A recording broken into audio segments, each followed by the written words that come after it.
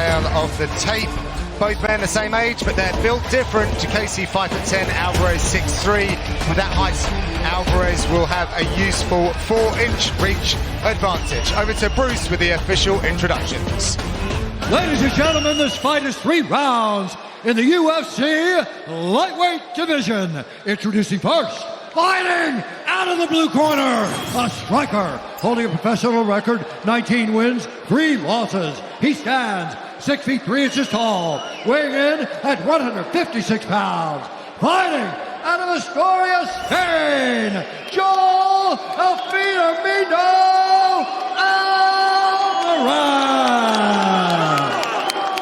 And now introducing his opponent, fighting out of the red corner, a freestyle fighter holding a professional record, 16 wins, 6 losses. He stands 5 feet 10 inches tall, weighing in at 156 pounds.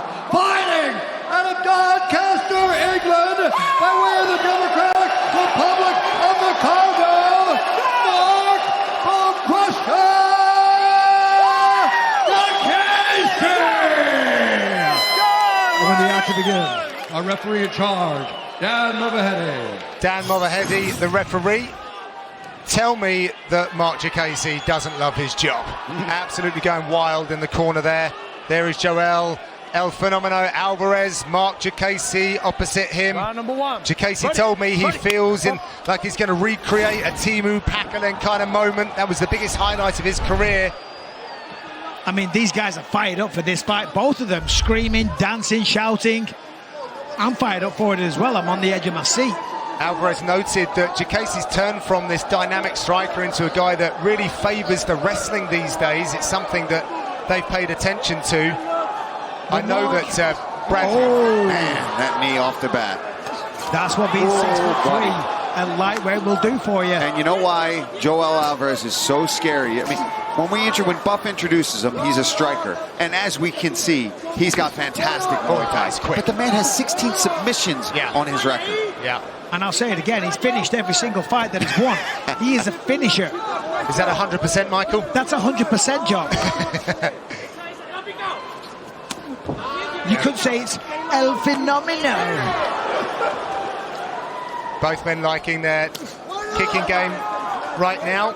Alvarez returning after look at that. A rib injury he suffered against Sarukian, taking the appropriate time to come back, and he's looking like he's firing on all cylinders. Yeah, well, Diakiese is a serious striker, though, with massive power. Got through the right hand left hook. Beautiful spin attack there. And now Marc's, opening his bag of tricks, so to speak, because he did use a very wrestling-heavy approach. He lost a fight here and there, and of course, he's a mixed martial artist. He wants to evolve his skills, and he wants to stay in the UFC. There was a period a few years ago where he was close to being caught, and he got the victory, I think, over Joe Duffy. Yeah. He was very emotional. This means a lot to him, as it does to both people. He actually started as a wrestler, if you like, and Brad Pickett, when he went down to GB Top Team, said, you've got to go to the stuff that wins these fights. So it all looks very nice, what you can do, but it wasn't working at the time. And Diakiese offers multiple threats. Ooh, as does Alvarez. He's swinging, man. I think that's important for Marc Diakiese is you see Joel Alvarez does such a good job with all the limbs. He uses his knees. He's landing these big kicks. He'll use his elbows. But Marc has shown that he's got the pop in those hands. He's got to try to close that distance safely, though. Use his feints, because you see Alvarez does a really good job. If you try to close too quickly, he throws that right knee straight up the middle. Hits your body, or if you put your chin there, he'll take that too. And I'm telling you, this just displays the wealth of talent that we have in lightweight, because these two are phenomenally trained, gifted athletes, incredible fighters, and they're not even in the top 10. Ranked, yeah. They're not even ranked, not even in the top 15. It just shows it's crazy. Oh, you get the ice packs ready. Good Lord. This guy's going to be a little bruised up. You see Diakiese looking to spin quite a lot. Keep an eye on that lead shoulder as it turns into the right. It's because he's going to spin. And again, going back to the wrestling of Diakiese, notice how he isn't using it. That's because he knows Alvarez, 16 submissions, 5 best chances on the feet. Alvarez came into this one saying he was going to show some composure and not keep going after the finish, but I mean, if this is a composed, well, it is composed. It is, though. He's not going wild. No. When he throws, he's throwing with vicious intent. But Yeah. that's what you want to see. And he's finishing. Oh, got to be careful there, though, John. That's where you don't want to get sloppy against a guy like Diakiese. He's throwing the way you're supposed to throw, because every time you throw a shot, you give the opportunity to be countered. So if you throw the shot, make it worthwhile. You don't do it half speed. You don't do it half-assed. You throw it to hurt your opponent. And that's what he's doing. Oh, there's a nice one. Diakiese's been repairing himself out in the PI, well, just before this camp. Had a torn bicep. There's a nice connection. Yeah. I just love the way he finishes these combos. That punctuation with the kick. That kick, yeah. Nice read there from Alvarez to see that spin coming. Close tally in unofficial strikes, but really good there by Alvarez to spot the spin a la Grasso. He'll be hoping if he can finish the job like she did.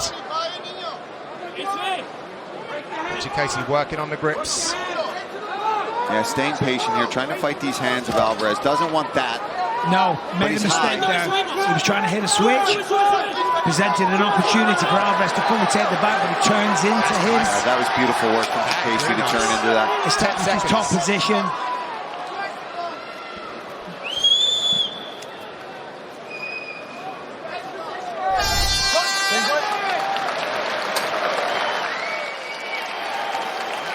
Breathe, relax, breathe. Breathe, Marc, breathe. Breathe, recover. Hold this in his neck. Yeah, just breathe, Marc, recover, yeah, breathe. Relax, relax, relax, breathe. Relax your mind. Breathe. Keep round. Yeah. Close round. Close round. Keep breathing, keep breathing. Listen, breathe, relax. Car kicks, money in the back. In the beginning of the round, I want you to keep it simple. Yeah. Keep the jab. He's looking for the knee, okay? Yeah. He's looking, so head outside when you jab. Vamos conectándole. Cuando le frenes con la izquierda, Let's connect. luego le cruzas bien tu mano derecha, ¿sí? When you finish with the left, come back with the right. Eres mucho mejor, ¿sí? You want it much more. Bien, bien. Tuyo. Ganamos. Sí. Did we win? Sin duda. Yes. Agua, agüita. Vámonos, ¿eh? Marc. Stand back behind the black line. Joel. Stand back. 2 weeks from tonight, Nashville plays host to a UFC fight night worthy of the Music City's attention. Corey Sandhagen shows once again how game he is, taking on Boston's finest, Rob Font. The entire fight is available on ESPN and ESPN Plus, with the main card kicking off 9 Eastern. Round number 2, Diakiese switching stances, bringing the flash. And that's what Marc Diakiese is capable of. We've seen him throw that combination kick many times. And there it is, mixing things up now. Round 1 clearly went to Alvarez, so he's like, I'm going to try something different. He's dangerous on the ground, but I want to win this fight. If I'm going to win the fight, I've got to take some chances. So Diakiese felt Alvarez on the floor for the last sort of 10-15 seconds of round 1. He obviously kind of liked what he felt, so decided to take it down to the mat. So for people at home, one of the reasons why Alvarez is so effective from his back and with his ground game in general, because being so tall, you can create so many submissions, you can get legs and limbs in places where normally people can't. He can wrap legs around people's necks, he can hit triangles. He has a nightmare guard. Yes. Look at this guy move on the bottom. And that's what you got to do if you're gonna. Listen, he doesn't have the best takedown defense, as we've seen in this. We talked about in the stats earlier. He's been taken down in his fights whenever anybody has attempted to, and that continues, I believe, now. Right? That's the only takedown attempt that you can. So he still has 0% takedown defense inside of the octagon. Well, he hasn't. But he's also got 16 submissions on his record, right? So it doesn't always. Throughout his entire UFC career. His UFC career, Zero. Yeah. 0 takedowns. I mean, all right. So 0% takedown defense, 100% finishing rate. I'll take that. I'll take that too. I'll take that. Yeah. You put me on my back, buddy. But I will submit you. But the problem, Michael, right, as we've seen in his loss in the UFC against somebody like Saruki, and that's where those elite fighters at the top of the division will become a problem if you can't submit them. But listen, I'm big on Joel. Don't get me wrong. I'm a fan of that style. Oh yeah, me too. And Round number 2, the fight was a little more sweaty as well. So the longer the fight goes, the percentage likelihood. Finish it, John. Finish it. You can do it. Yeah, I can. The percentages are the likelihood of landing a submission. There we go. You did it. Thank you, Mark. Proud of you, man. God, I love my cheerleading squad here. John Good and Michael Busy, Paul Further on commentary from London's O2 Arena. And again, this is smart for Diakiese. Like you said, they're sweatier. The pace of the fight is picked up. Chances of a submission still there for Joel Alvarez for sure. But, you know, you've got a better chance of slipping out of things now, especially in the position that Diakiese is putting him in. Well, you can see Alvarez is abandoning position. He's like, I've got to get up, which is smart, right? You want to go for 1 or 2, maybe 3 top submission attempts. If you're not going to get it, then you get back up. Now he is back up, but is he going to go back down? And where is the gas tank going to be now after this? Yeah, nice takedown by Diakiese. I mean, the evolution in his grappling game has just been wild. It's really becoming the weapon that he prefers in his fight. The weapon of choice. Yeah. Oh, this gotta be careful. Now again, because you can wrap a neck here. And I was talking about the long limbs before. When you wrap those long limbs around the neck, the bones, the blade they call it on the forearm, that further accentuates the pressure and the pain of the chokes. Diakiese in turtle position here. Alvarez opting to strike right now. Yeah, but that's good work, right? Because that opened up those opportunities to try to get that hook in. Good job from Diakiese to roll to his back and keep fighting, because others didn't want to get flattened out or have his back taken by Joel Alvarez. This is really high-level stuff. Oh, what happened? Headbutt? Oh, no. They said it's legal. Well, it's not looking good. I didn't see it. Diakiese, a big knee lands. Alvarez and a jab. turning on. This could be trouble for sure, Michael. Let's take a look here. The ISO monitor. It's a bad one. It's a bad one. Accidental again, but hopefully Diakiese can get through this and it doesn't end because of that. He's going to look up a Dars. However, I don't know that he will. He's got a Dars choke here. Yeah, he's fighting hard here. He's trying to roll. Oh, that's tighter. He rolled into it to make it tighter. He's top. Alvarez with his 17th submission. He gets it done in London. And again, we were talking about it before, the long limbs to wrap up something like a Dars choke, it makes it so much easier. And that's a shame, though, because there was the clash of heads. Can I say there's an asterisk against that? Yeah, no, for sure. And it's not Joel Alvarez's fault. No, it's not. Because they both clashed heads. The referee made a mistake. Granted, he was probably in a bad position. Yeah. You know, he hasn't got the benefit. I mean, we've seen action. This when Bobby Green faced Jared Gordon, they clashed heads and it caused into a set. So I wonder if we're going to review it at all now, because let's see how bad this. I mean, that's right on the back of the head, right behind the ear. You can see it did affect him.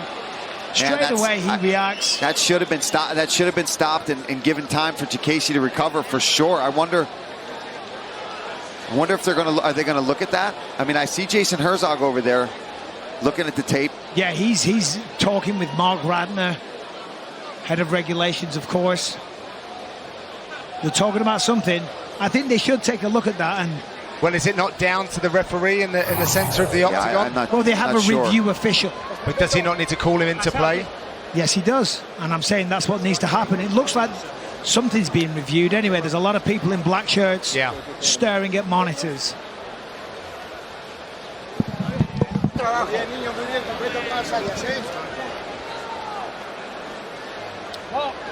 Okay, here's the official decision with Bruce Buffer.